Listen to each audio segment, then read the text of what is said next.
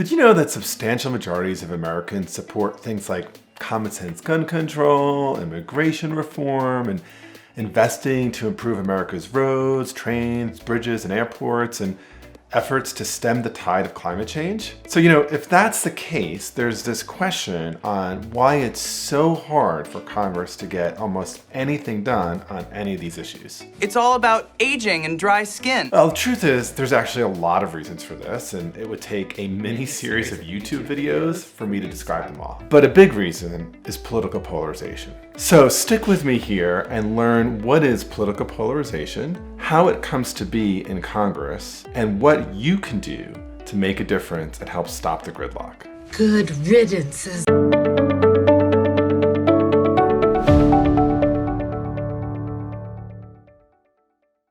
I'm Bob Bordone. I'm a senior fellow at Harvard Law School and the founder and former director of Harvard Law School's Negotiation and Mediation Clinical Program. In addition, I'm the founder and principal of the Cambridge Negotiation Institute, and I've written and taught on negotiation, mediation, and conflict resolution for more than 20 years. Now, it turns out there's lots of definitions for political polarization. Making someone choose between two things that you like is not exactly a compromise. But it's commonly understood as the tendency for partisans on opposite sides of a political issue to become even more extreme in their viewpoints. In the American context, political polarization has meant that those who tend to be more conservative and Republican become more extreme in their viewpoints, while those who are more liberal or democratic become equally more extreme. In the world of political scientists, there's some say that Americans are less polarized politically than the media makes it seem, and from all I've read, that's pretty darn accurate. But it's also accurate that Americans are way more polarized than we were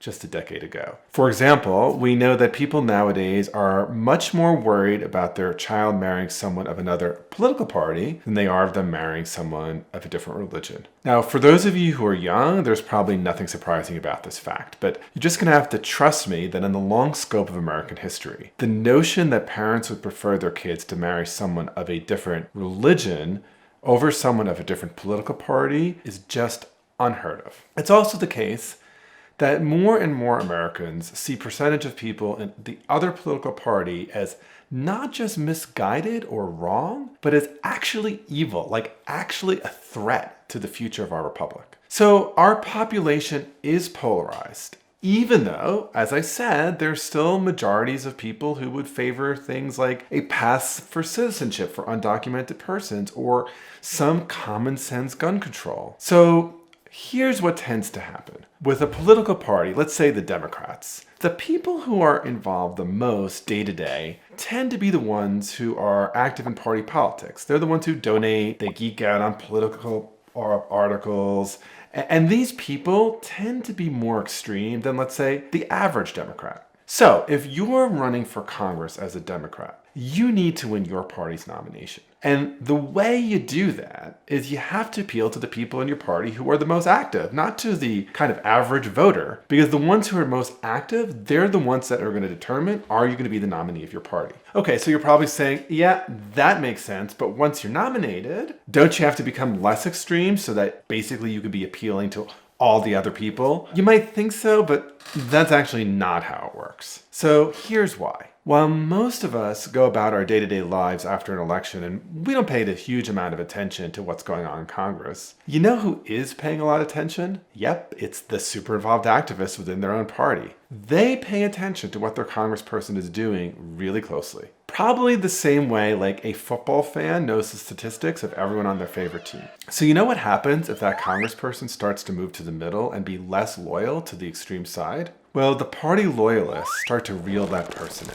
And you know what happens if the person won't be reeled in? They'll find someone to challenge that member of Congress for the party nomination in the next election. They'll put forward someone that they see as more reliably extreme. But if you don't have the party nomination, you can't get elected. And so therefore, even though you'd think this congressperson should care about what most people think, what they're actually caring about is what the politically engaged think. So you may be thinking like, but isn't it the case that if this congressperson doesn't appeal to a majority of the people, they'll just lose the next election? Like if they don't get something done, people will just vote them out. And I get why you'd think that, but you'd be wrong again. What a unanimously disastrous day this has turning out to be? Well, it's because of the way congressional districts are drawn. You see, every 10 years, we in this country take a census. And then that census is used to draw up congressional districts. And state legislatures draw up these districts. And the way they draw up these districts are ways to assure that the members of their party get elected. So we carve things up in these ways and basically say these seats are Republican seats and these seats are Democratic seats. So consider this situation. Consider Congresswoman Alexandria Ocasio-Cortez, so she's commonly known as AOC. In 2018, she decided to challenge a 10-term incumbent of her own party, a fellow Democrat, but she challenged him for the party nomination and she won.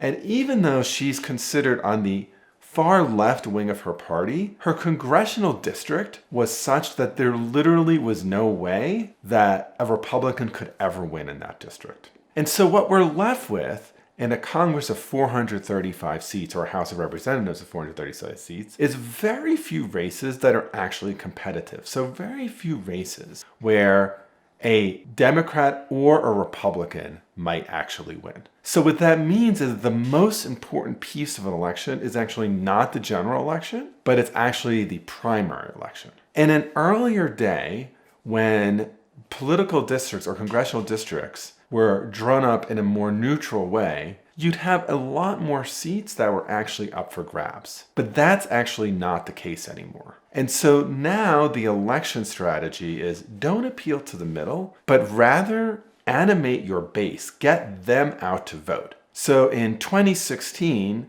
Donald Trump was incredibly effective at not necessarily getting people in the middle to vote for him, but really animating his base. And in 2020, Joe Biden worked really hard in inner cities like Philadelphia and Detroit to get people who often didn't vote to vote, but to get the people that only would vote for him. So political polarization then really leads to a whole lot of gridlock. So if you're thinking like, well, what can I do to change this? I'm just one person. First, learn a lot, be engaged, be involved. Second, always vote. Your vote really does matter. Third, do what you can to engage conversations with people who might hold views that are different from your own. Leaning into those kinds of conversations can be challenging, can be hard, and often actually they don't really change views, but what they can do is change the way you think about people on the other side so that you're not vilifying them and dehumanizing them. What the hell is the matter with you? If you want to learn more about how to have these kinds of conversations that can be really difficult, keep on watching these videos. And if you want to learn some of the skills that make these conversations possible, take a course with me at the Cambridge Negotiation Institute. If you enjoyed this and want to learn more, definitely check out the next video.